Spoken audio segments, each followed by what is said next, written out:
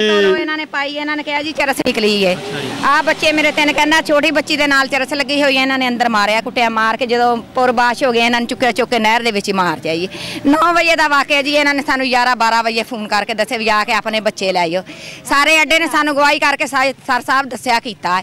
इन्होंने सानू कोई इंसाफ नहीं। आ मेरे बच्चे मौजूद है।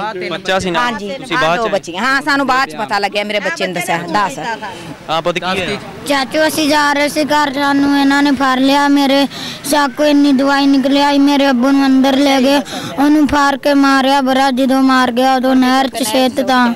अच्छा इन्होंने पेट्रोलिंग वाले ने फड़िया। हाँ जी कैद किया सी। समुद्रीए दे पेके सी। समुद्रीए जा के दरे सी अगे उधरों जी वापस आ रहे। कल गए हुए सी मिलन वास्ते।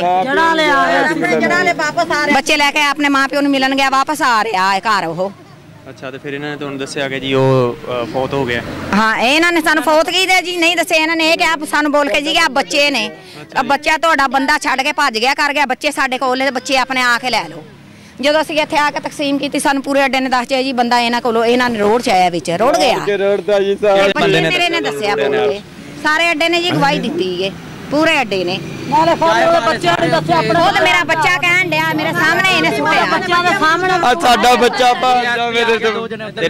तेरे सामने सिटिया इन्होंने। हाँ जी आवे है झूठ नहीं मार रहे। नहीं आवे मेरे आवे बच्चे मौके ते टाइम मौके ते बच्चे ना तो फड़न है। सोचो जी सारे बच्चों नु मिलन के इन्होंने जी बच्चे ने इंसाफ चाहिए जी। सर जी SHO भी DSP भी है, कोई इंसाफ नहीं मिल रहा। कोई इंसाफ नहीं। साडे गाल भी पे अंदर भाया नु सर साहब सानू बाहर धक्के मार के कढिया उन्होंने आप दिता। सर जी इन्होंने धक्के मार के सानू बाहर कढिया। अगर जे असी गलत हो जाए ਜਾਂ ਸਾਡਾ ਬੱਚਾ ਜਾਨ ਕੇ ਉਹ ਨਹਿਰ ਚ ਨਾ ਰੋੜਿਆ ਹੋਵੇ ਤੇ ਅਸੀਂ ਜ਼ਿੰਮੇਵਾਰ ਆਂਗੇ, ਸਾਨੂੰ ਸਜ਼ਾ ਮਿਲ ਸਕਦੀ ਹੈ। 11 ਬਈ ਵਾਲੇ ਆਏ ਜੀ। 11 ਬਈ ਵਾਲੇ ਨੇ 11 ਬਈ ਵਾਲੇ ਆਏ। ਉਹ ਆ ਕੇ ਸਾਨੂੰ ਭਲਾ ਕੀ ਕਹਿ ਰਹੇ ਆ ਕਿ ਅਸੀਂ ਨਹੀਂ ਉਹ ਸੱਦੇ ਆ। ਉਹ ਪੈਟਰੋਲਿੰਗ ਵਾਲਿਆਂ ਨੇ ਸਾਡੇ ਤੋਂ ਪਹਿਲੇ ਸੱਦੇ ਹੋਏ ਸੀਗੇ 11 ਬਈ ਕਿਸ਼ਤੀ ਪਾਉਣ ਵਾਸਤੇ। ਹਾਂਜੀ ਜੱਸੂ ਨਾ ਮੰਗਲਾ ਦੇ ਜੱਸੂ ਵਾਲੇ ਮੰਗਲੇ ਤੇ ਆ ਜਿਹੜਾ ਵਾਕਿਆ ਵਾ ਜਦੋਂ ਸਵੇਰ ਦਾ ਹੋਇਆ ਵਾ ਉਸ ਤੋਂ ਬਾਅਦ ਇਹਨਾਂ ਨੇ ਕੋਈ 11 ਬਈ ਵਾਲਿਆਂ ਨੂੰ ਕਾਲ ਕੀਤੀ। ਕੋਈ ਇਸ ਤਰ੍ਹਾਂ ਬਈ ਆਈ ਆ ਸਵੇਰ ਆਈ ਸੀ। ਸਵੇਰ ਆਈ ਆ ਵਿੱਚ ਫਿਰਦੇ ਰਹੇ ਸਾਰੇ। ਇਹਨਾਂ ਦਾ ਕਹਿਣਾ ਜਿਹੜੇ ਲਵਾਹਕੀਨ ਆ ਕਿ ਸਾਡਾ ਜਿਹੜਾ ਬੰਦਾ ਬਣਾ ਨਹਿਰ ਦੇ ਵਿੱਚ ਸੁੱਟਿਆ ਗਿਆ ਕਿ ਬੰਗਲੇ ਵਾਲਿਆਂ ਬੰਦਿਆਂ ਨੂੰ ਕਿਸੇ ਨੂੰ ਮਸਲਨ ਕਿਸੇ ਨੇ ਵੇਖਿਆ ਜਾਂ ਨਹੀਂ, ਜਾਂ ਕਿਸੇ ਨੂੰ ਪਤਾ ਲੱਗਾ। ਅਸੀਂ ਨਹੀਂ ਵੇਖਿਆ ਬੰਦਾ ਅੱਧ ਜਾ ਕੇ ਨਾ ਬੰਦੇ ਨੂੰ ਸਿਰੀ ਕੱਢੀ ਆ ਕਹਿੰਦੇ ਤੇ ਇਹੋ ਹੀ ਦੱਸਦੇ ਆ। ਮੁੜ ਕੇ ਉਠਾਣ ਗਰਕ ਹੋ ਗਿਆ। ਇਹਨਾਂ ਮੁੜ ਕੇ ਟੋਬੇ ਵੀ ਸੱਦੇ ਆ। ਉਹ ਗੱਡੀ ਸੱਦੀ ਆ ਕੇ ਤੇ ਬੰਦਾ ਯਾਨੀ ਕਿ ਬੰਦੇ ਨੇ ਵੇਖਿਆ ਵੀ ਹੈ ਕਿ ਜਦੋਂ ਵਿੱਚ ਡੁੱਬਦਾ ਪਿਆ। ਹਾਂਜੀ ਉਹ ਵਾਮ ਸਾਰਾ ਪੁਲ ਮਰ ਲਿਆ ਯਾਰ। ਅੱਛਾ ਤੁਸੀਂ ਵੀ ਇੱਥੇ ਆਏ ਸੀ ਉਦੋਂ? ਹਾਂਜੀ ਅਸੀਂ ਵੀ ਮੌਕੇ ਤੇ ਨਾਲ ਇਹਨਾਂ ਦੀ ਹੈਲਪ ਕੀਤੀ ਸੀ ਕੋਈ? ਕਿਹਨਾਂ ਦੇ? ਇਹਨਾਂ ਦੇ ਨਾਲ ਯਾਨੀ ਕਿ ਜਿਹੜਾ ਬੰਦਾ ਇਹਨਾਂ ਨੂੰ ਵਿਚਾਰਿਆਂ ਨੂੰ ਪਤਾ ਹੀ ਬਾਅਦ ਚ ਲੱਗਾ। ਅਸੀਂ ਆਪੋ ਹੋਈ ਸੀ ਪੁਲਿਸ ਵਾਲੇ ਤੇ ਅਸੀਂ ਆਪ ਹੀ ਲੱਭਦੇ ਰਹੇ। ਯਾਰ ਬੇਲੀ ਆ ਸਾਡੇ। ਇਹਦਾ ਮਤਲਬ ਆ ਕਿ ਤੁਸੀਂ ਵੀ ਨਾਲ ਹੈਲਪ ਕਰਦੇ ਰਹੇ। ਹਾਂਜੀ ਬਿਲਕੁਲ। ਯਾਨੀ ਕਿ ਲੱਭਣ ਦੇ ਵਿੱਚ ਨਾ ਤੁਸੀਂ ਵੀ ਕਾਫੀ ਦੇਰ ਇਹਨਾਂ ਦੇ ਨਾਲ। ਹਾਂ 2-2.5 ਘੰਟੇ ਅਸੀਂ ਫਿਰੇ ਇਹਨਾਂ ਦੇ ਨਾਲ। 2.5 ਘੰਟੇ ਫਿਰਦੇ ਫਿਰ ਬਾਰੇ ਪਤਾ ਲੱਗਾ ਕਿ ਨਹੀਂ ਕੋਈ ਲਾਸ਼? ਨਹੀਂ ਕੋਈ ਪਤਾ ਨਹੀਂ ਲੱਗਾ ਤਾਂ ਹੀ ਨਹੀਂ ਆਇਆ।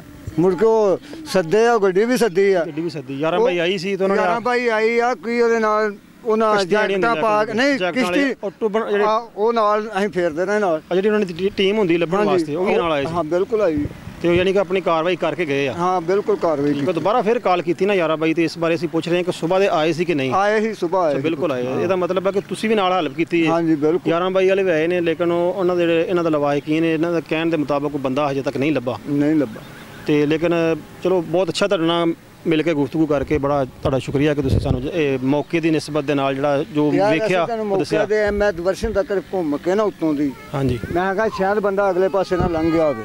ਉੱਤੋਂ ਦੀ ਘੁੰਮ ਕੇ ਆ ਕੇ ਫਿਰ ਇਸ ਪੌੜੀ ਤੇ ਪਿਆ। ਫਿਰ ਜਾ ਮੈਂ ਚਾਹ ਪੀਂਦਾ ਪਿਆ ਉੱਥੇ ਜੱਸੂ ਨੇ ਅੱਡੇ। ਠੀਕ ਹੈ ਜੀ। ਸਵੇਰ ਦਾ ਟਾਈਮ 8:30। ਬਹੁਤ ਸ਼ੁਕਰੀਆ ਜਨਾਬ ਤੁਹਾਡਾ। मेरा साला है, मेरे मामू का बेटा है, लेकिन मैं ड्राइवर हूँ न्यू चौरी हाउस में। ठीक है लेकिन जो बेटा है उसके साथ ना उस बेटे ने जो बताया है वो बेटा कम उम्र नहीं है। ये करके सारा कुछ बाद में ये कह रहे हैं कि इसने नहर में छाल लगा दी और भागने के लिए जगह नहीं थी। लेकिन जो कुछ भी किया है इस तफ्तीशी और SHO के मर्जी के मुताबिक किया गया है। मुझे इंसाफ चाहिए। वज़ीर आज़म से वज़ीर पंजाब से दरख्वास्त करता हूँ हमारी फरियाद सुनी जाए, हमारी अपील की जाए। जब हम जुर्मी हैं तो जुर्म वाले तो हमें सज़ा चाहिए। नहीं तो जो जुर्म मैंने किया है मुझे इंसाफ मिलना चाहिए।